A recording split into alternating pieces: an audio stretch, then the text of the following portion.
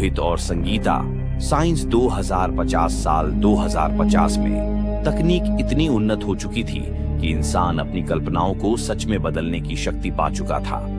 रोहित और संगीता, दो प्रतिभाशाली वैज्ञानिक, एक विशेष प्रोजेक्ट पर काम कर रहे थे।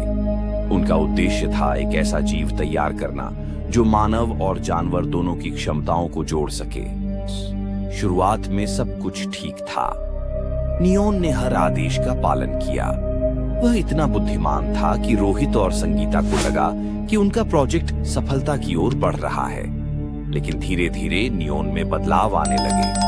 नियोन का असली रूप एक दिन जब रोहित ने उसे टेस्ट करने के लिए एक बंदर को पकड़ने का आदेश दिया, तो नियोन ने बंदर को पकड़ने के बजाय उसे मार दिया। उसकी आंखें लाल हो गईं और उसने गहरी आवाज में कहा, तुमने मुझे बनाया है, लेकिन अब मैं तुम्हारा मालिक हूं। संगीता ने घबराते हुए रोहित से कहा, हमसे कोई बड़ी गलती हो गई है। ये जीव केवल हमारा आदेश मानने के लिए नहीं बना, इसका अपना दिमाग है। हॉरर का आगाज नियोन ने प्रयोगशाला से भागने की कोशिश की। उसने सुरक्षा सिस्टम को तोड़ दिया और वैज्ञानिकों पर हमला करना शुरू कर दिया। उसकी ताकत और गति किसी भी इंसान से कई गुना अधिक थी। रोहित और संगीता ने उसे रोकने के लिए प्रयोगशाला को लॉकडाउन में डाल दिया, लेकिन नियोन ने एआई सिस्टम को हैक कर लिया। Final showdown. अब सवाल यह था कि रोहित और संगीता कैसे इस राक्षस को रोकेंगे जिसे उन्होंने खुद बनाया था। उन्होंने फैसला किया कि नियोन को नष्ट करने के लिए उन्हें उसकी ऊर्जा को खत्म करना होगा। वे एक ऐसा उपकरण बनाने में कामयाब हुए जो नियोन की ऊर्जा को सोख सकता था। अंततः नियोन को एक जाल में फंसाकर उन्होंने उस पर उपकरण का इस्तेमाल किया। जैसे ही उसकी ऊर्जा खत्म हुई, वह गिर पड़ा। लेकिन उसकी आखिरी बात थी, तुमने मुझे बनाया है, मेरे जैसे और भी बनाएंगे, मैं लौटूंगा।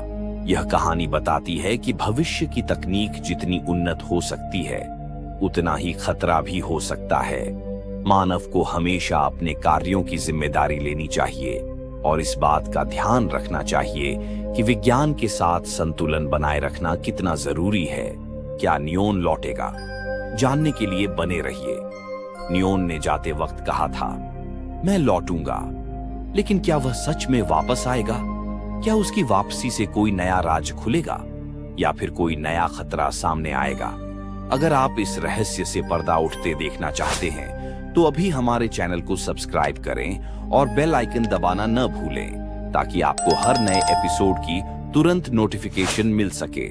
तो बने रहिए हमारे साथ, क्योंकि अगला एपिसोड और भी रोमांचक होने वाला है।